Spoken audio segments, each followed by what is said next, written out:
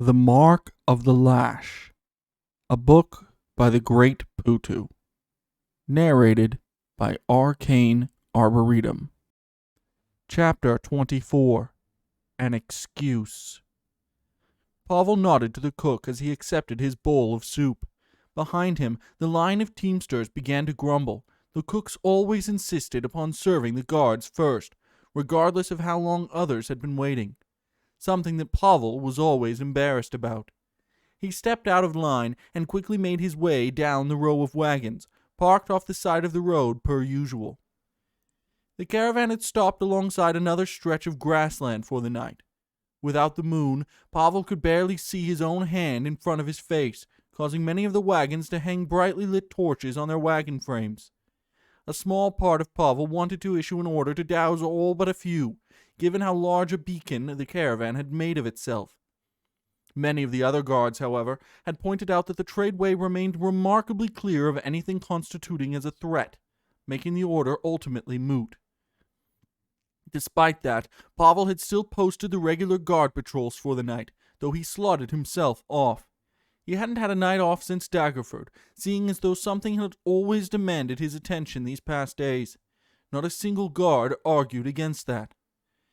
When he reached the middle of the caravan, Pavel turned on his heel and walked between Serena and Krakaw's wagons onto the grass off the side of the road. There, sitting around a small campfire, Serena, Warrand, and Krakaw were enjoying their dinner together. Pavel grinned. Two of them were enjoying their dinner. There was a chill in the air, evident by Warren's hands under her armpits, and Serena's long skirt pulled tightly around her legs. They sat pressed against one another, enjoying the other's warmth, much to the obvious chagrin of Krakaw. Pavel announced himself as he walked past Warrand and Serena, who were happy to see him, opting for a spot on the grass next to Krakaw, who eyed him with one beady eye. With a groan befitting a man 3 times his age, Pavel plopped down, his half-plate clanking loudly, and he set his soup bowl on the grass. From across the fire, Warrand grinned. "You're too young to be making those noises, Pavel," she said. "Wait until you're 30-ish, then you can start with the groans." Pavel grinned back. "With how much I've been doing lately, I think I've earned a couple of groans." "Fair enough," Warrand said. "We're getting close to Waterdeep, though, right? You'll get some time off soon." "I feel like we've been saying that since the beginning," Krakaw grumbled, drinking from his bowl. "Well, I don't know about that," Pavel said, "but we're less than a week from Waterdeep. Though the caravan's been moving rather slow, might be off a bit. Too tired to read maps and figure out where the hell we are." "You really do look tired, Pavel," Serena sighed after putting her own soup bowl down. "Do you need an extra hand? I can help out if you need me." Pavel shook his head. "No, but thank you. It's all petty issues anyhow. The others should be able to handle it, but owners keep escalating things. Wagons are too close to one another, the patrols aren't good enough, and someone got irritated about how another teamster looked at them." Pavel shrugged. "Petty stuff. People still feeling bad from Daggerford. But it's lightening up, I think. Not as many complaints today or yesterday. Although Samardag keeps finding issues to complain about." Warrand narrowed her eyes. "What's he on about now?" Warrand asked. "Ugh, what hasn't he complained about?" Pavel replied, putting his bowl in his lap. "Most of the complaints are from him anyhow. Yesterday he asked if there was a set of smoother roads we could take, as this section of the tradeway is too bumpy for him." Pavel grinned as Serena, Warrand, and Krakaw all rolled their eyes almost in unison. "He demanded today that I transfer a teamster from someone else's wagon to his, considering that, if we can't switch roads, then he'll need more help to hold the pots. Apparently, he hasn't been able to check on all of them thoroughly yet." "The pots?" "Yeah." "He sounds insufferable," Krakaw mumbled. "Well, when I met him a while ago, he seemed kind of like an ass," Serena sighed. "Calling Warrens all kinds of things for jumping ship." Warrand shrugged. Can't help it if you pay more than he did." Serena nodded in agreement. "Were you his teamster before?" Krakaw asked, eyeing Warrand with a single beady eye. "Yeah, when the caravan was formed. But Serena needed my help, and she paid more. Didn't help that she's much, much cuter than Samardag ever will be." Warren glanced a smile at Serena, who had turned away, tips of her ears burning a bright red. So you just leave him high and dry for a bit of extra coin? Pavel sighed in between spoonfuls of soup. Really, Krakow? Can't we just... Do you understand the concept of supply and demand, Krakow? Warren shot back. My work as a teamster was in demand, and Serena was able to supply more pay to acquire my labor. It was as simple as that. It's different now, sure, but that's how it was in the beginning. Supply and demand is just an artificial construction developed by the rich in order to sell products that the lower classes believe they so desperately need, Krakow replied, turning to his soup. It's just a concept created to keep peasants in line so they don't get any ideas, just like understanding that all they need can be acquired from nature itself, so as long as nature is respected and well cared for. Pavel stared at the Aarakocra, who sat eating his soup as though what he had said was a natural statement to make at a dinner. He glanced across the fire. Serena's eyes were narrowed, mouth slightly open. Warren, however, nodded. True, I can agree with that. Doesn't change the fact that that's the system we're in right now. May as well take advantage of it while you can. Or simply refuse to subscribe to such a corrupt ideology and return to your natural roots. It isn't difficult in this day and age, Krakow said. Sure, but you'd be asking people to simply give up their material possessions and run off into the woods. Krakow, disregarding those at the middle and top, most people in places like Waterdeep don't even know how to start a fire without assistance, let alone survive in the woods. You tell them the same thing? Warren, the fact that most people can't start a fire is proof that the upper classes subject them to enough artificial hogwash to keep them dumb and helpless. They believe they need the system to thrive, when in reality the system needs them. Without the lower classes, cities like Waterdeep, Krakow waved a talon about, would cease to exist. Sending the entire Sword Coast into chaos, Warren replied. If it weren't for Waterdeep and the other cities, much of the region would be lawless and inhospitable to the common man. The system may be inherently flawed, yeah, but it keeps us safe through the institutions that pop up. Are you implying that without these capitalistic systems, anarchy would consume the land? It wouldn't drive the whole place into chaos, but yes! Pavel ripped his gaze from Warren and shot a look at Serena, hoping she'd interject. Instead, she stared at her hands as though they held the explanation to whatever the pair was discussing. Okay, he yelled, causing both Warren and Krakow to jump. I haven't the faintest damned clue what either of you are talking about, so can we discuss something else? Warren's face turned a light shade of red as she nodded. Krakow shook his head. If you don't discuss these things, Pavel, how else would... A chorus of voices, all shouting, came from the wagons. Before Krakow could finish, they became louder, drawing closer, until Pavel realized that whoever was shouting was doing so on the other side of Serena's wagon. Pavel held up a hand at Krakow, angling his head towards the wagon. The other three turned to look. Coming out from behind the wagon came the very man that Pavel had been complaining about, Warren's old boss, a fat man by the name of Samerdag. His round face was screwed up as though he'd bitten into a sour piece of meat. Close behind was Joe, clearly irritated, and two other caravan guards, both looking annoyed. The group began marching towards Pavel and the others, Samerdag in the lead. Further behind them, peeking around the wagons, a small group of caravan members stood watching from a distance. Pavel stifled a groan, even on his night off. Captain! Samerdag yelled. He pulled his vest tight over his green tunic, struggling to keep out the cold. Captain! A word! He won't listen to me, Pavel, Joe shouted from behind. I tried, I swear. And she did a piss-poor job about it! Samerdag halted at the edge of the campfire. The firelight reflected dully from the man's bald head. There has been a theft, Captain! A theft under your watch! Okay, Pavel grunted. He set aside his bowl and shoved himself up. Samerdag barely came up to his chest. What's going on? Make it quick. Make it quick! Samerdag sputtered, his second chin wobbling. By the gods, I lose some of my livelihood, and you... He claims his most prized possession was nicked from his wagon, one of the guards said from behind. Said he was taking stock, and most valuable of his pots was removed. A fancy pot, the other guard, a thin woman, said, made of jade, with fancy gems and gold inlaid. Worth a lot from the sounds of it. Samardag claims he knows who did it, but there isn't any proof of that, Jo followed up, crossing her arms. The three of us have been trying to get that across, but he's not listening. She smirked. Probably because we aren't you. Pavel rolled his eyes. Right. Sir, I trust— They're out of their minds, Samardag yelled. I know of only one person who would want to steal that pot. As revenge. He pointed a thick finger at Warren. Her! She's fucked me over from the start, and she's the only one to know about it. It's worth more than anything she's ever had in her damned life. Hey!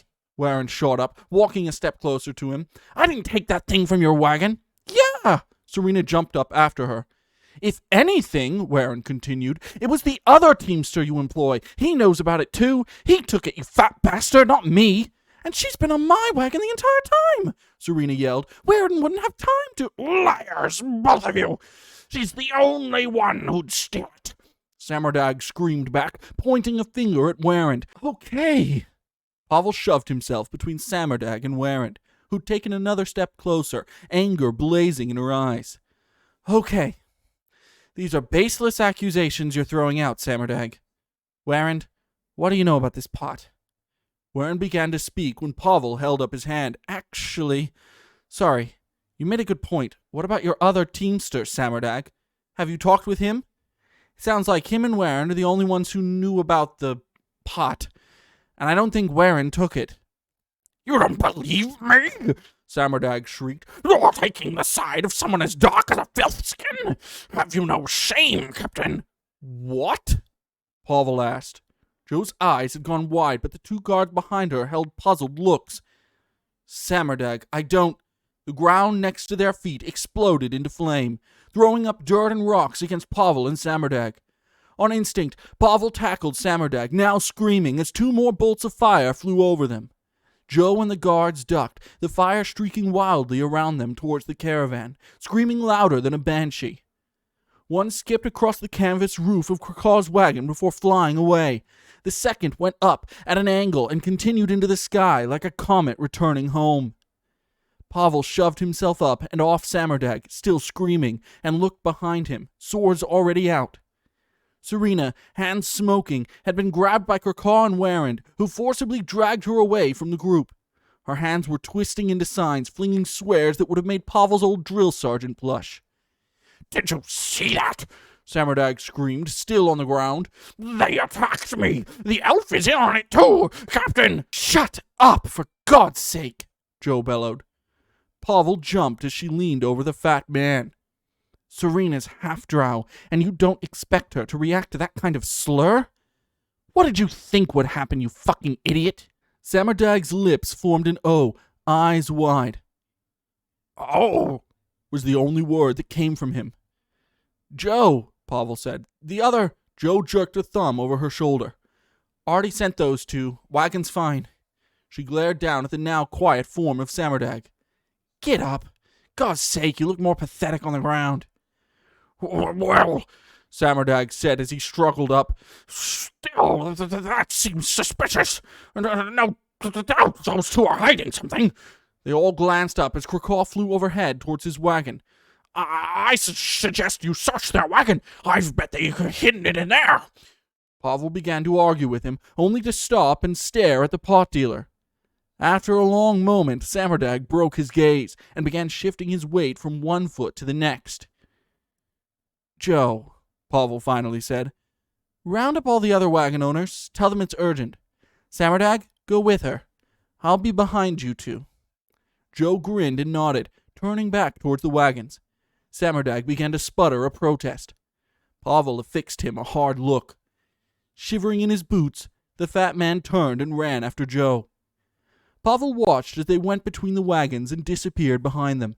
He crossed his arms and tucked his chin against his chest. He couldn't care less about whatever fancy piece of pottery Samardag had lost. He would live without it, should they not find it tonight. Larger concerns dug their way into Pavel's head, and Samardag's mention of searching wagons had given Pavel an idea. What better time to confirm their suspicions on Larian than under the guise of searching for a theft? He'd have to be subtle, search everyone's wagons, make it seem as though Larian wasn't the target. But this might be the excuse they needed to investigate him. Pavel hadn't a clue when they'd have a better time than now, so close to Waterdeep. He'd send a prayer of thanks for the opportunity had he known a god to pray to. Pavel frowned. He'd need to tell Serena off again before he left. That girl seemed too trigger-happy these days, though he couldn't blame her. Pavel had never heard a slur like that before, but he supposed he'd have the same reaction had it applied to him. Still, he couldn't have Serena reacting like that again. His message from before must not have struck. He turned around. Still by the edge of the fire, Warren appeared to tower over Serena. Though Pavel couldn't hear her, Warren spoke to her like a mother lecturing a child, counting something off on her fingers. The sharp movement of her arms as she gestured reminded Pavel of his old drill sergeants, and a small shiver went up his spine. Despite the verbal lashing, Serena stared down at her boots, hands picking at her skirt, refusing to look at Warren. After a moment, Warren grabbed Serena's chin and pushed it up so that she was looking directly at her. Serena's eyes went wide as Warren continued her lecture. Pavel squinted. Perhaps it was a trick of the light, but he'd swore that Serena's eyes had changed color, from a blue to a lighter, paler blue. He shook his head. At least he wouldn't have to tell her off again. Despite how many wagons made up the caravan, it didn't take long for Joe to gather up the owners for each. Pavel had always had to remind himself that Larian owned 3 of the wagons, making the caravan seem more packed than it really was. 7 irritated wagon owners, Samardag and Larian among them, stood in a rough C facing the side of the guard wagon. Joe leaned against one of the wheels and avoided each question thrown at her, shrugging every so often. Much to Pavel's own irritation, Asbara stood behind Larian, despite not being a wagon owner. Serena was absent from the meeting, no doubt still getting chewed out by Warren. As Pavel slowly walked to where Joe stood, the group of owners fell quiet, all turning to stare at him. While some looked plainly curious, wondering why he had called all of them at such an hour, others looked ready to gut him where he stood. Pavel shrugged. Another day.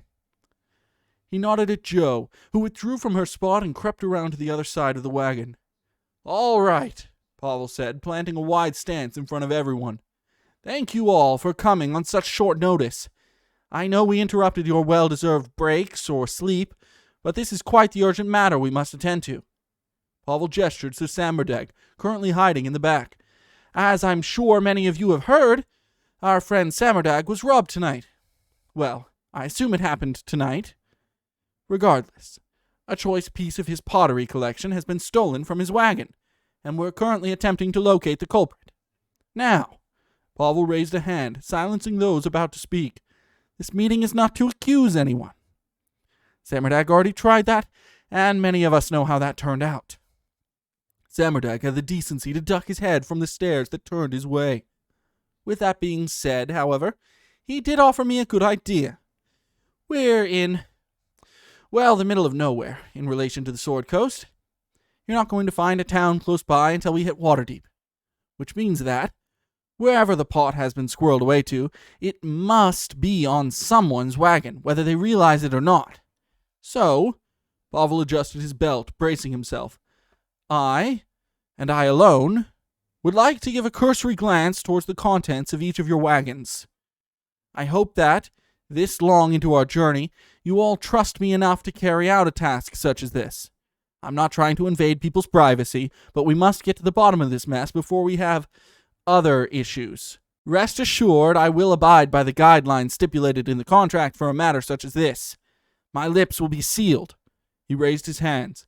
I am open to thoughts on the matter, however. Pavel squinted, waiting the onslaught of outrage.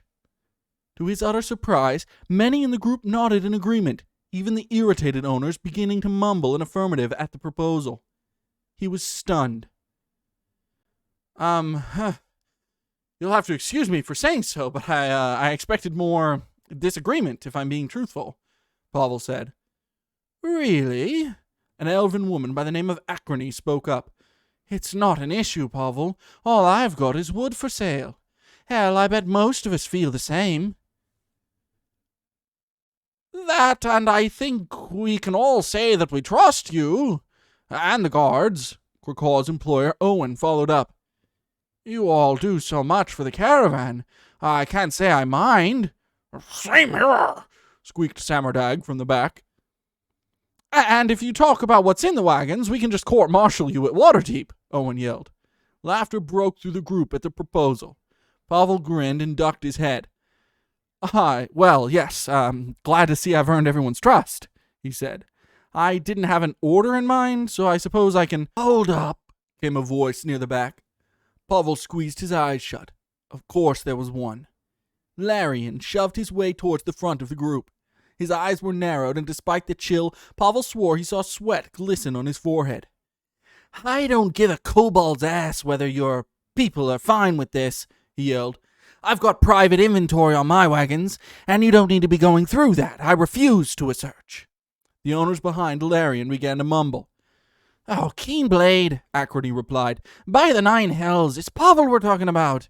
What's he going to do? She turned towards Pavel. The court-martialing was a joke, but Larian could do that if he wanted to, right? Correct, Pavel nodded, addressing Larian more so than Acrity. The contract for this caravan does stipulate that I have the power to search wagons at will when given a justifiable reason, and an abuse of that power can be identified and voted on by the members. Anything I see in the wagons, so long as it's not life-threatening or stolen, must stay between me and the wagon owner. He nodded at Larian. I have that power. This is a justifiable reason, and no one thus far has disagreed aside from you, which means I am well within my means to search your wagon. I will keep everything I see private. Not a word will leave my lips. As Pavel spoke, Asbara slipped his way towards the front of the group, standing next to Larian. His presence seemed to amplify the sweat that glistened on his forehead. Captain, I understand what you're saying. I do, Asbara started in a honeyed voice. But I must agree with my associate here. Privacy is of the utmost concern for us, and I don't enjoy the notion of you poking around in our wagons. Pavel narrowed his eyes. He wasn't aware that Asbara suddenly owned the wagons with Larian. How will I get my pot back then? Samardag squeaked. It's my prized stock. I can't just not have it. Asbara began to turn towards the man when Pavel spoke up. I must agree with Samardag. A theft has occurred, and it must be investigated. Letting something like this stand will only cause more issues. I will invoke the contract if I must, but I'd prefer not to. Pavel adjusted his belt, staring down the pair. Why don't we go through your wagons first? Get yours out of the way. Once I'm done, he raised his voice to address the others, I'll swing by each of your wagons and glance in, okay? The crowd nodded. Larian opened his mouth, no doubt to disagree, but Pavel gave him no time. Pavel pushed past him and through the crowd to begin to walk towards Larian's 3 wagons.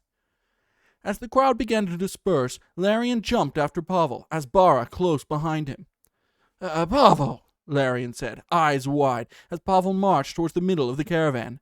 With all due respect, this is ridiculous. I've never talked to that man. I didn't even know what he carried until tonight. Whatever it is that Samardag lost, I don't have it. I must agree with my associate here, Asbara said in that honeyed voice. We have no interest with whatever Samardag has on his wagon. I'd prefer you keep us out. Pavel halted in the middle of the road, swiftly turning so that both Larian and Asbara almost ran into him. Larian left a noticeable sweat mark against the front of Asbara's robes. The bald man waved a hand, causing the mark to vanish. Gentlemen, he said, palms outstretched, I understand your concerns, but Samardag is beside himself with worry. We need to get to the bottom of this, and quite frankly, I really don't care what you have in your wagons. Even if you have all the gold on the Sword Coast, I legally can't discuss it with anyone, as per the contract, which both of you signed, I might add. So asking me to change my mind when I've already made it up is useless. Any further attempt at preventing my job, will result in an obstruction of my employment, which can result in hefty fines once we reach Waterdeep. Do I make myself clear? Larian bit his lip, eyes furrowed, but nodded. Asbara, however, showed no sign of acknowledgement. Good, Pavel said, ignoring him. Now, let's get this over with. He turned and continued his way towards Larian's wagon, the pair on his heels. None of them spoke a word. Each of Larion's wagons looked unassuming as any other that made up the caravan.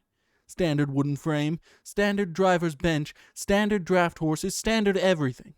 The only aspect of the wagons that always intrigued Pavel, aside from the plethora of armed guards that bristled from each wagon, was that the canvas covering each seemed thicker than usual. Not even direct sunlight could pierce them, something Pavel knew was uncommon on most wagons in a caravan. Larion strode ahead of Pavel and waved at the pair of guards, armed more heavily than he was, off the lead wagon. "Search them from front to back," he said as they hopped off, "and keep what you see to yourself." Pavel eyed the guards as they walked to the other side of the road, their eyes glued to him and the wagon. He wanted nothing to do with the business ends of their longswords. Well, considering I'm the only one here, that shouldn't be an issue. "After, Captain," Asbara said. "Keep your lips sealed. After." Of course. Pavel walked around to the back of the wagon, Larion still on his heels. "The back flaps are heavier than they look," he said. "So, be careful. And please don't mess with anything." "Of course," Pavel repeated. Pavel grabbed one of the flaps and was surprised to find that Larion was right. Just one weighed as though metal had been sewn into it, and it was a struggle for even Pavel to flip them to the side. Larion grabbed the flap and held it up for Pavel, evidently used to its weight. Pavel hopped onto the frame and climbed into the wagon, standing up once inside. As he got a good look around the inside of the wagon, Pavel's jaw dropped. The room inside of the wagon was far larger than the outside let on. Crafted through obvious magic, the interior appeared as wide as 3 wagons, long as another 2, and at least another wagon in height. Immediately, Pavel's balance was thrown off, and he grabbed one of the wooden poles that propped up the canvas covering, taking care not to step on anything, which proved to be near impossible. "What in the 9 hells?" Pavel said. Piles upon piles of gold and gems, silver-plated mirrors and ornate cups, gem-encrusted weapons and chairs inlaid with platinum littered the room, in some places touching the canvas top. A small path had been carved into the middle, to a large floating orb, which illuminated the interior with a soft orange glow. Beyond the path, Pavel couldn't see the floor, so thick were the piles of gold, silver, bronze, and electrum coins. Everywhere he looked, a new treasure seemed to catch his eyes, though the light reflecting off the piles blinded him somewhat. He slowly made his way towards the middle, gently pushing aside the odd silver pendant or sheathed sword. In one corner, a pile of rolled-up rugs, taller than he was, leaned against the canvas, pushing the cloth out, though Pavel had never noticed it from the other side. In another section, with a start, he realized that multiple wooden chests, taller than a wagon wheel, had been hidden under a mountain of gold, barely visible when he walked by them. All thoughts of searching for a valuable pot had fled from Pavel's mind. Whatever Samardagh had lost, it paled in comparison to all this. Had Pavel had permission to scoop as much gold as he could carry in his shirt, he would have been set for life. It wouldn't even make a dent. Pavel slowly scanned the room, if he could call it that. Though he was no treasurer, there seemed to be enough wealth in this wagon alone to rival all of Daggerford, and then some. His eyes widened as the prospect of the other wagons smashed into him. That was more wealth than all of Waterdeep, if not then coming close to it. Though perhaps that was an exaggeration. Every doubt that Pavel had deserted his mind. There wasn't a single reason for Larion to hoard this much wealth, save for having to transfer it to somewhere else. Not even the richest noble in the Sword Coast would hazard carrying this much gold across the trade way, which, in a sense, made Larion's deception that much better. Until now, not a single person on the caravan had any clue of what was in these wagons, believing them to be full of smithing equipment. Pavel had to inform the others. They needed to know. He might not know what Larion's intentions were, but the others might, contract be damned. This superseded the contract. Dread suddenly settled in his stomach as he turned around and slowly walked to the back of the wagon. He'd have a target on his back. Pavel stopped and rubbed his face, attempting to settle it back into a look of boredom. After a moment, he pushed open the heavy flap and jumped back onto the road, heart slamming in his chest. Larion remained where he stood, face twisted. "Well," he said, voice a frantic whisper, "do you believe me now? I have no need for some ridiculous pot. Whatever Samadag lost, it isn't on this wagon." He gestured towards the wagons behind him. "Or the others." Pavel said, unable to keep the shock from his voice. "I suppose you're right. Doesn't make sense to take something when you've got all that." "Keep your voice down," Larian whispered, his eyes frantically flicking around. "You're right. It doesn't make sense. And I don't think I need to remind you to stay quiet about everything, right?" Pavel laid his hand on the hilt of his sword and stared at Larian. "I already agreed that I wouldn't say anything. It's none of my concern in the first place. But you casually threatening me doesn't help." "I'm not threatening. Stow the bullshit, Larian." Pavel snapped, causing Larian to take a step back. "I've been in this business longer than you know. I know what a thinly veiled threat is when I hear one, and I don't appreciate it, especially after all the shit I do to keep your horde safe. I don't plan on saying a thing." Larian crossed his arms. "Good," he said, attempting to regain his composure. "Else I'd have to force you to be quiet." His eyes narrowed in what Pavel guessed was an attempt to look fierce. The sweat droplets on his forehead and the slight shaking betrayed him. Pavel stepped forward so that he was toe-to-toe with the man. Larian tried to back up, but Pavel remained on him. "You can try," Pavel whispered, his eyes flicking to the guards who were still watching. "Threaten me again, and you're off this caravan. Understood?" Larian opened his mouth to argue. Pavel leaned forward, putting him off balance. "Understood?" he repeated. Larian glared at him, but nodded. Pavel stepped back and adjusted his belt. "Good. Have a nice night." He nodded at the guards and Asbara before stepping past Larian. Pavel did not acknowledge the gazes that burned into his back as he passed the other two wagons. Instead, his mind raced. He was glad that he'd thought of the idea to search the wagons, as now they had the proof that they needed. Larian was up to something. That much gold and gems proved it. What he was up to, Pavel hadn't a clue, but he was sure it was connected to the dragon cult. He grimaced. He'd be a target now, and so would anyone else he associated himself with, especially after what happened in Daggerford. They'd shown their hand. Larian seemed keen to keep him quiet, and he didn't seem like a man to shy away from underhanded means, or from killing just one person. Pavel would have to. A tap on his shoulder sent him into the air. Joe, standing between the last of Larian's carts and Krakaw's wagon, eyed him oddly. One of her hands was hidden behind her back. "Bit high-strung?" she asked, as Pavel placed a hand over his heart. "Yes," he whispered. "What the hell, Joe?" "Wanted to know what you saw," she said, stepping back so she was off the road, gesturing for Pavel to follow. "He's your guy, right?" Pavel narrowed his eyes but followed her. "Yes, but how'd you figure that out?" "Call it a hunch, with his 3 wagons. "Fair. Sorry I hadn't told you yet." Joe waved a hand. "It's fine. What did you see?" Pavel glanced over his shoulder before lowering his voice. "Mountains of gold and gems. More than I've ever seen before. The damned inside of the wagon is bigger than the outside, I swear." Pavel shrugged. "I don't know what he plans on doing with all that, why he needs it, or how he got it, but it reconfirms that he's our man. He was the only one mentioned in the report, and to have a rolling treasury?" He crossed his arms. "He's funding them, that's for damn sure, or something like that." Joe nodded slowly, scratching her chin with her free hand. "That is suspicious. Finding the cult sounds like the only thing he could do with a mountain of gold. You didn't see the other wagons, did you? He claimed they were all the same." "All of them?" "That's what he said. He was sweating enough that I believed him." What's our next move, then?" "Pretend like we didn't have this conversation, inform the others, and go from there.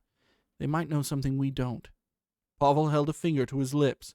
"But this information can't get out, Joe. I didn't talk to you." Of course. "All right. Now I need to go back and keep searching the other wagons. Still need to find this?" Joe pulled her hand from behind her back. A decorative pot, one that valued appearance over functionality, was clasped in her hand. The body of it was green, with gold around the edges, along with multiple gems that were inlaid across its surface, all bigger than Pavel's fist. It looked extremely expensive, and extremely ugly. Pavel stared. That better not be his fucking pot, he said. Joe smiled. Can you believe he hid it on the floor? She asked. How did you... Cut a hole in the bottom of his wagon, pulled it out, patched the hole up. Don't ask, but I figured you could use the excuse. And guess what? She winked. You did. Fuck, I didn't want to know. Just go give it back to Sammerdag, Pavel sputtered. I'm going the other way. Check out the other wagons. We didn't talk. Joe nodded and turned on her heel, marching back towards the front of the caravan. Pavel turned in the other direction and slowly made his way down the road. He stopped and rubbed his face. What the fuck have I gotten myself into? He grumbled.